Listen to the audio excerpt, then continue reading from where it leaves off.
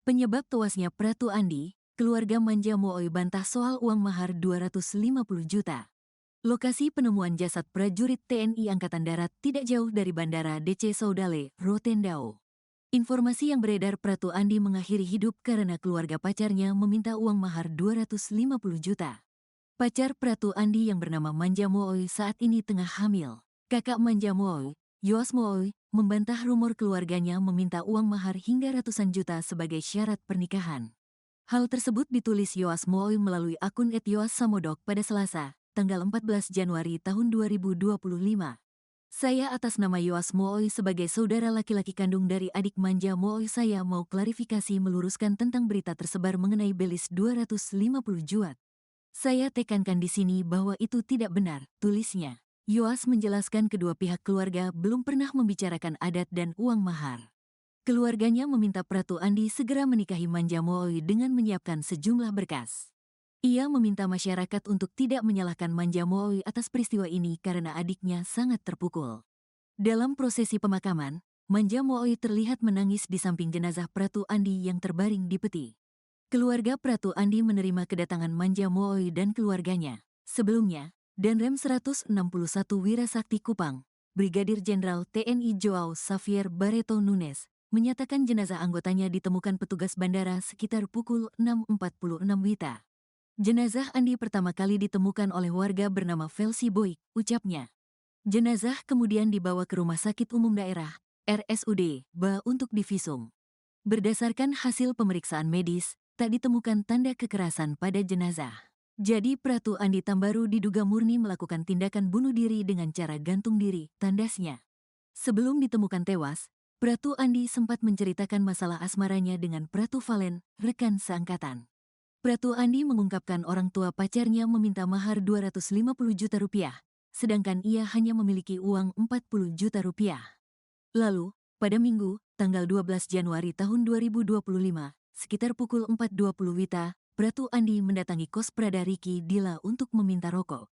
Ia juga sempat mengirim pesan terakhir untuk pacarnya, Manja melalui WhatsApp. Pihak keluarga Pratu Andi menolak melakukan autopsi sehingga jenazah dikembalikan ke keluarga. Sosok Manja Mooi, kekasih Pratu Andi anggota TNI yang akhiri hidup. Berdasarkan penelusuran tribunnews.com, Manja Mooi memiliki nama lengkap Rosi Wastiting Manja Mooi. Ia lahir pada 2002, kini berusia 23 tahun. Manja Mooi menempuh pendidikan di Universitas Katolik Widya Mandira Kupang mulai pada tanggal 19 Agustus tahun 2019. Dirinya kemudian lulus pada Maret tahun 2024 lalu dan berhak menyandang titel Sarjana Pendidikan Musik. Manja Mooi mempunyai bakat bernyanyi. Ia beberapa kali menang lomba tarik suara. Antara lain juara satu lomba Kidung Natal 96 SKFM pada tahun 2021 dan juara satu dalam Pekan Ilmiah dan Seni Mahasiswa. Nama Manja Mooi semakin melejit saat mengikuti ajang Bintang Radio Indonesia yang digelar oleh Radio Republik Indonesia, RRI, pada 2023 lalu. Dirinya masuk dalam 10 Bintang Radio 2023 kategori putri. Manja Mooi kerap memamerkan aktivitasnya saat menyanyi dan kebersamaan dengan mendiang Pratu Andi Tambaru lewat akun Instagram pribadinya @wastiting. Ia tercatat memiliki lebih dari 106.000 pengikut. Di Instastory terbaru, Manja Mooi membagikan prosesi pemakaman Pratu Andi Tambaru.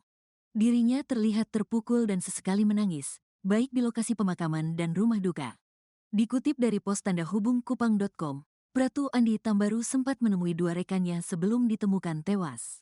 Rekan pertama yang dikunjungi adalah Pratu Valen pada Sabtu, tanggal 11 Januari tahun 2025, sekitar pukul 22.50 WITA. Saat itu, Pratu Andi Tambaru curhat masalah asmara kepada rekan. Mendiang mengaku dimintai uang 250 juta rupiah oleh calon mertua. Pratu Andi Tambaru tidak sanggup karena uang di rekening hanya 40 juta rupiah. Setelah curhat dengan Pratu Valen, mendiang mengunjungi kos rekan kedua bernama Prada Riki Dilak pada Minggu sekitar pukul 4.20 WITA. Lokasinya berada di Komplek Bandara Udara, Bandara, DC Saudale, Kabupaten Rotendao. Pratu Andi Tambaru sempat meminta sebatang rokok kepada Prada Riki Dilak. Keduanya juga sempat mengobrol terkait masalah yang sedang mendiang hadapi. Pada pukul 4.38 WITA, Pratu Andi Tambaru sempat mengirimkan ke kekasih. Bunyinya, Cari lokasi saya lewat iCloud sayang. Saya sayang kamu. Jangan lupa mama dan bapak di Rote. Pesan tersebut ternyata pesan terakhir yang diterima Manja Mall. Pratu Andi Tambaru kemudian mendatangi pohon asam dekat Bandara DC Saudale Rote. Ia mengakhiri hidup dan baru ditemukan pada pukul 7.15 WITA. Jasad Pratu Andi Tambaru pertama kali ditemukan oleh petugas bandara yang sedang melakukan patroli. Informasi tersebut tersebar hingga diketahui Pratu Valen, rekan mendiang. Ia kemudian datang ke lokasi guna memastikan dan segera menelpon atas terkait kematian Pratu Andi Tambaru. Dandim, Pasiops, dan Pasi Intel tiba di lokasi pada pukul 7.30 WITA. Jasad yang bersangkutan diturunkan, lalu dievakuasi ke RSUD Baa. Tim dokter memastikan tidak ada tanda-tanda kekerasan di tubuh mendiang. Pesan terakhir Pratu Andi ke Manja Mall. Jasadnya ditemukan di dekat Bandara DC Saudale NTT. Penemuan jasad laki-laki tergantung di Kelurahan Mokdel, Kecamatan Lobalain, Kabupaten Rotendao, Nusa Tenggara Timur, NTT, menggegerkan warga.